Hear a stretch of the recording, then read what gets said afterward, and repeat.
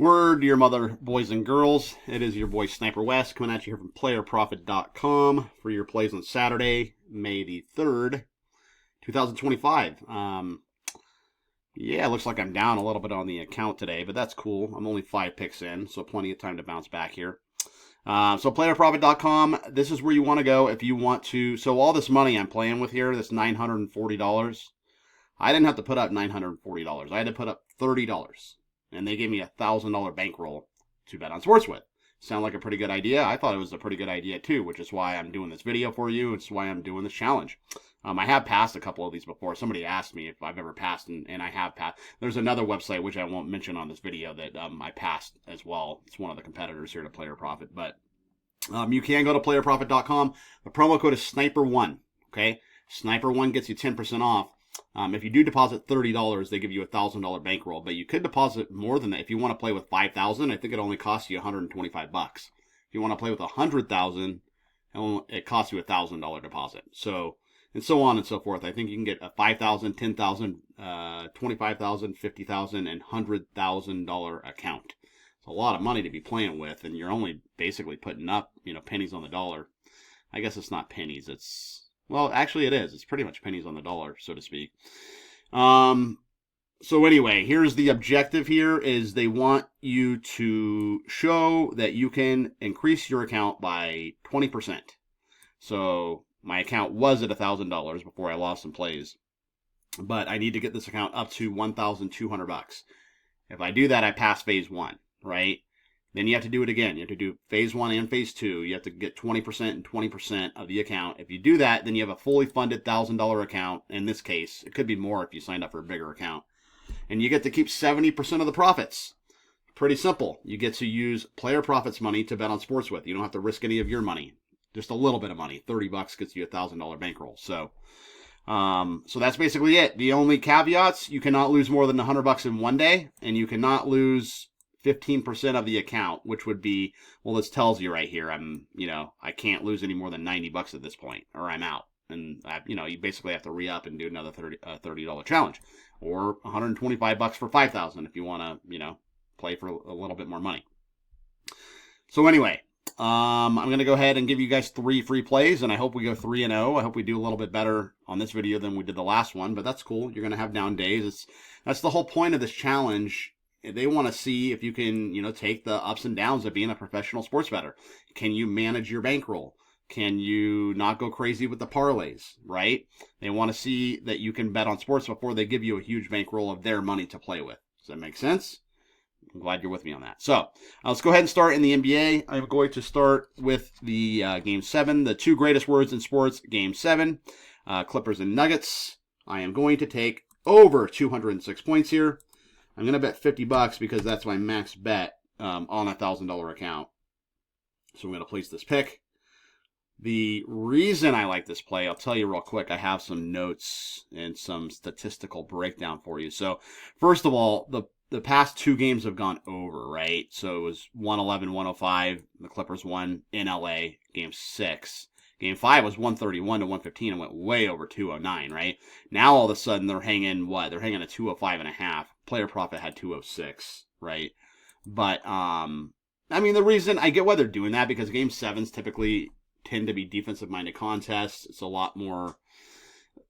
They don't go balls to the wall, so to speak. It's teams try to feel each other out. In all sports, really, to be honest with you, in hockey and football, tends to be a lower scoring game and closeout games. So, and that's why they're hanging such a low number. It's the lowest it's been the entire series. But the last 2 games have gone over, and not only that, but here's really what I'm thinking is, with a spread of only 1.5, some books just have it at 1.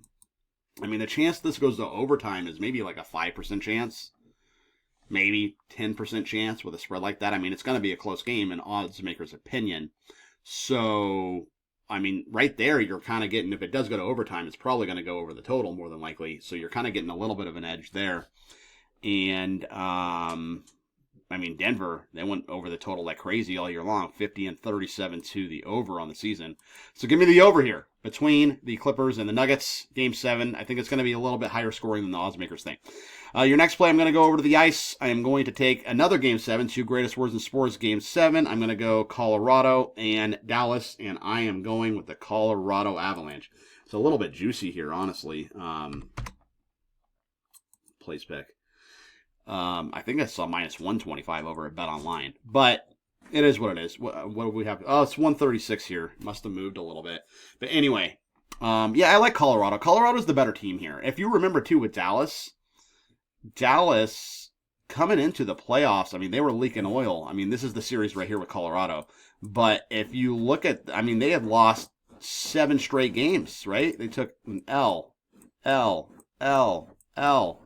I mean, they were not playing well coming into the playoffs. Now, granted, they have won 3 games in this series, but 2 of them, they had to win in overtime, right? So they did, this was a convincing win, 6-2.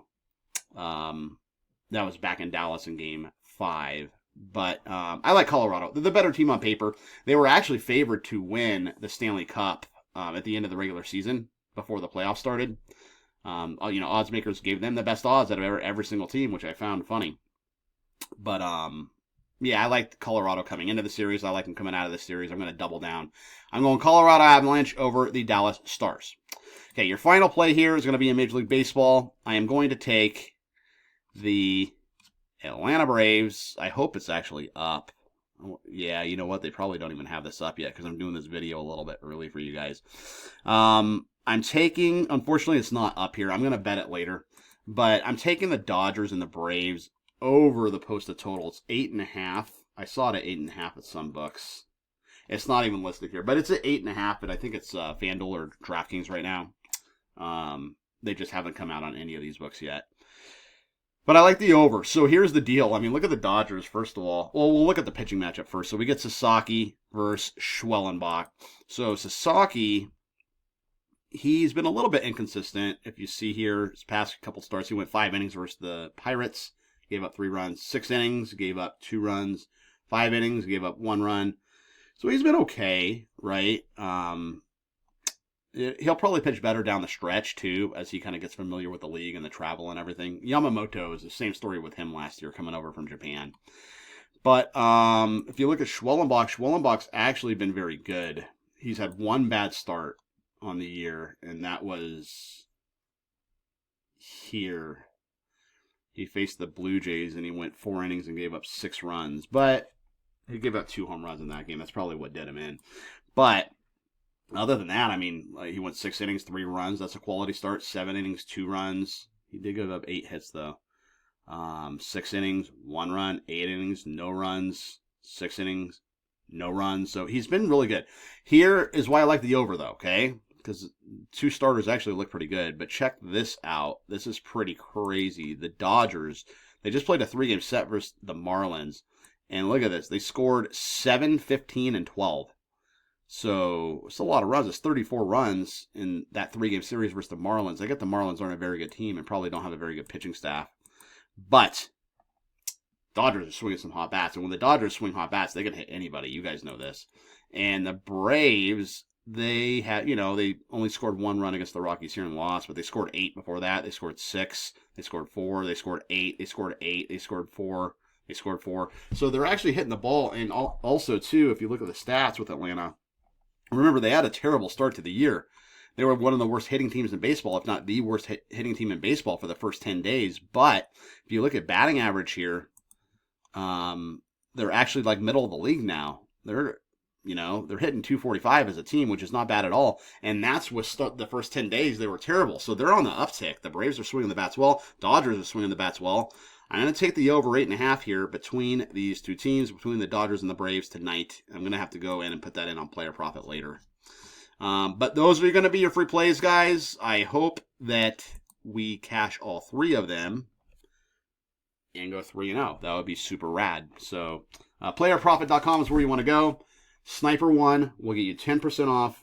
I know if you only put $30 in, 10% is not that much. But last I checked, it was $3. But if you decide you want to do a $5,000 challenge, it costs you $125. So with the 10% off, it's a little over $20. So anyway, I'm Sniper Wes. You can find me on Twitter at the Sniper Picks if you guys want to chat or send me a message or anything, or drop a comment in the comment section below. And I'll be back with some more of these player profit plays tomorrow, guys. And yeah, let's kill it. And I'll see you guys next time. Peace out and keep firing.